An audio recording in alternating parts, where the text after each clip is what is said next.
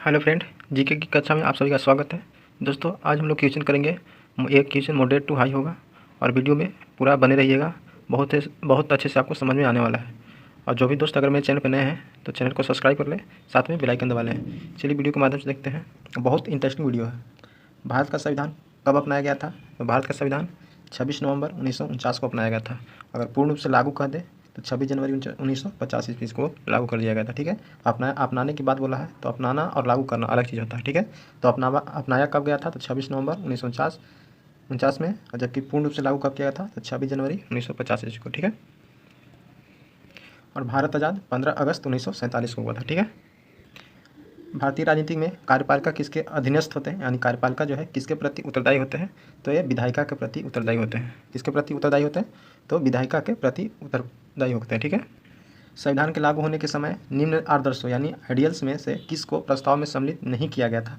तो किसको सम्मिलित नहीं किया गया था? तो समाजवादी को शामिल नहीं किया गया था। बाकी समानता, न्याय और स्वतंत्रता को संविधान जब लागू हो रहा था उस समय इन तीनों को प्रस्तावना में अपनाया गया था। ठीक है, और इसको कब अपनाया गया था? तो 42वां संविधान संशोधन 1976 में अपनाया गया था।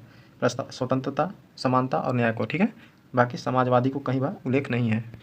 भारत के संविधान में मौलिक कर्तव्यों को किस वर्ष सम्मिलित किया गया था? तो 1976 में किया गया था। कैवां संविधान संशोधन? तो 42वां संविधान संशोधन 1976 में हुआ था। इसी में मौलिक कर्तव्यों को शामिल किया गया था। ठीक है, और मौलिक कर्तव्य का उल्लेख कितना है? तो भाग 4 के ए में है। कितना है?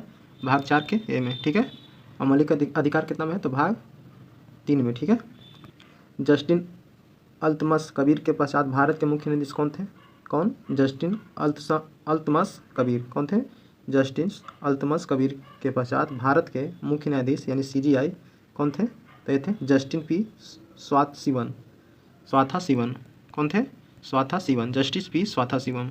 ठीक है, अब अभी वर्तमान पूछे तो डीवाई चंद्रचूड़। कौन है? डीवाई चंद्रचूड़। क्या में है? 50वें हैं। 49वें कौन थे? तो यू ललित थे। कौन थे?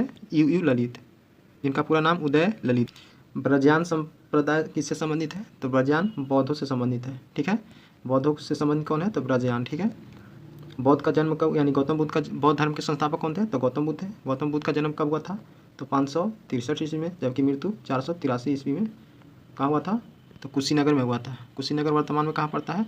तो यूपी में पड़ता है। ठीक है, और जन्म नेपाल की तराई में हुआ था। ठीक है, राजतरंगिणी के लेखक कौन है? तो राजतरंगिणी के लेखक कल्हण है। इसमें होता क्या है कि जम्मू कश्मीर के इतिहास का वर्णन मिलता है। साथ में कल्हण ने इसी राजतरंगिणी में अशोक का, यानी अशोक के शिलालेख का भी इसमें उल्लेख मिलता है, और साथ में गौतम बुद्ध की जीवनी का भी विश्लेषण मिलता है। इसमें किसका?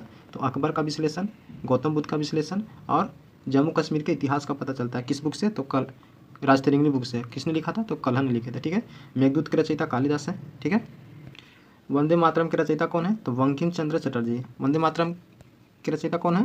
यानी बंकिम चंद्र चटर्जी। वंदे मातरम सबसे पहले कब गाया गया था? तो 1896 ईस्वी में। कब है? तो कब गाया गया था? तो 1896 ईस्वी में। ठीक है, और वंदे मातरम के रचयिता कौन है? तो ये बंकिम चंद्र चटर्जी हैं। और 21 अधिवेशन में गाया गया था?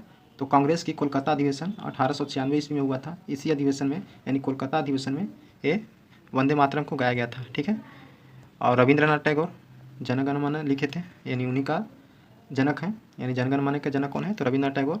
इसको सबसे पहले 1911 ईस्वी में, कब? 1911 ईस्वी में, ये भी कलकत्ता में ही गाया गया था। ठीक है, और एक रविंद्रनाथ टैगोर ने अनार सोनार बांग्ला, जो कि बांग्लादेश की राष्ट्रीय गीत है, उसको भी इन्हीं यानी रविंद्रनाथ टैगोर ने ही निर्माण किए थे। ठीक है, यानी रविंद्रनाथ टैगोर की 2 पुस्तक कौन कौन से? एक हो गया जनगण मन, जो कि भारत के राष्ट्रीय गीत हो गया, और एक हो गया बांग्लादेश के गीत। ठीक है, अनार सोनार बांग्ला। तो ये दोनों के जन्मदाता कौन है? तो रविंद्रनाथ टैगोर। और भारत में जनगण मन कब गया था? तो 1911 ईस्वी में कलकत्ता अधिवेशन में, जबकि वंदे मातरम 1896 ईस्वी में कोलकाता अधिवेशन, कांग्रेस की कोलकाता अधिवेशन में। ठीक है, उम्मीद करते हैं कि आपको अच्छा समझ में आया होगा। मिर्जा गालिब, सिर्फ गालिब लिखा है, जो कि पुरान का नाम मिर्जा गालिब है। मिर्जा गालिब क्या थे? तो एक कवि थे। कौन थे? मिर्जा गालिब एक कवि थे। हेनसांग ने किसके शासनकाल में भारत आया था? तो हर्षवर्धन के शासनकाल में भारत आया था। कौन? हेनसांग। ठीक है, निम्नलिखित में से कौन सी नदी उद्भव अमरकंटक से होता है? तो अमरकंटक से सोन नदी, नर्मदा नदी, ये सभी का निर्माण अमरकंटक की पहाड़ी मध्य प्रदेश से होती है। ठीक है, नीचे से यानी दक्षिण की ओर से जाकर मिलने वाली नदी कौन सी है? तो सोन नदी है, जो कि अमरकंटक की पहाड़ी से ही निकलती है। ठीक है, और जबकि नर्मदा नदी ये डेल्टा का निर्माण नहीं करती है, अरब सागर में गिरती है, ठीक है।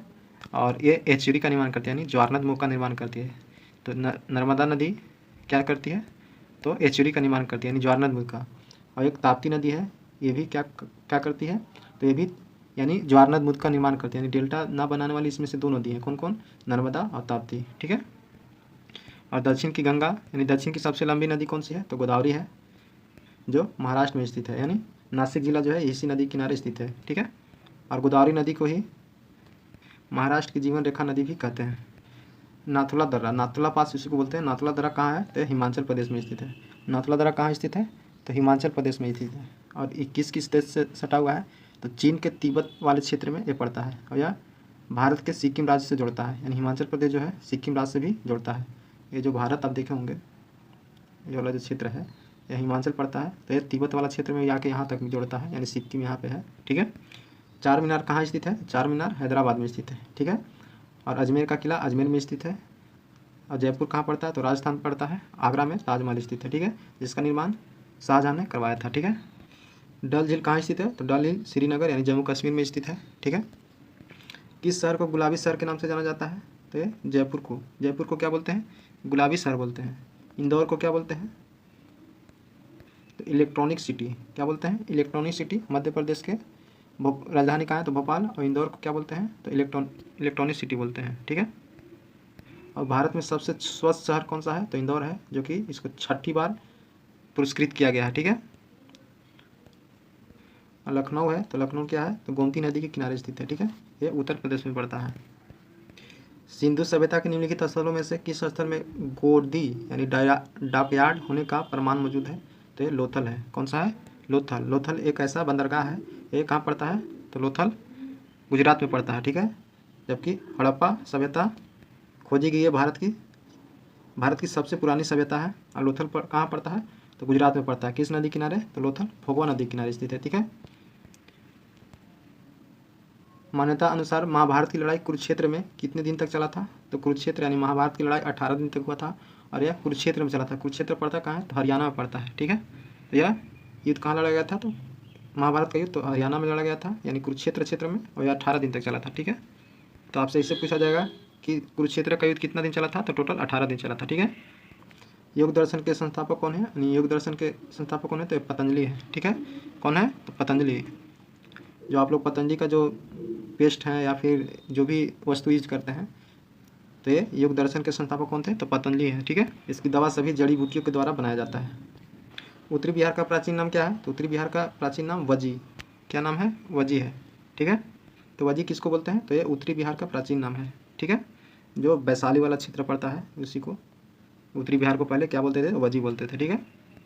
द्वितीय बौद्ध परिषद कहाँ हुई थी और किस वर्ष हुई थी, तो आपको बताते हैं। इसमें एक ट्रिक है, RVPK, ये कभी नहीं भुलाना है। अगर आप कितनों रट चुके हैं, कितनों आप जानते हैं, फिर भी ये ट्रिक को याद रखना है। RVPK, पहला R से राजगीर, V से वैशाली, P से पाटलिपुत्र और K से कुंडलवल कश्मीर। तो प्रथम आपसे पूछा तो राजगीर में, दूसरा पूछा तो वैशाली में, तीसरा पूछा जाएगा तो कहाँ, पाटलिपुत्र में, और जबकि चौथा कुंडलवन कश्मीर में, ठीक है। अब चलिए इसमें पहला बताते हैं। पहला तो हम बताएं राजगीर में हुआ था, तो राजगीर में कब हुआ था, तो 483 ईस्वी में हुआ था। जिस दिन मृत्यु हुआ था गौतम बुद्ध का, उसी दिन ये राजगिरी में प्रथम बौद्ध संगीति हुई थी। दूसरा कब हुई थी, दूसरा हमने क्या बताया, तो वैशाली में बताएं। कहाँ बताएं, तो वैशाली। तो वैशाली में कब हुआ था, तो 383, यानी 100 वर्ष बाद, ठीक है। 383 में वैशाली में, 483 में राजगीर में। और बताते हैं पाटलिपुत्र में कब हुआ था, तो पाटलिपुत्र में हुआ था 250 या फिर 247 कहीं देता है, ठीक है। ये आप याद रखिएगा, ऐसे 250 ही पूछता है, तो 250 में पाटलिपुत्र में हुआ था।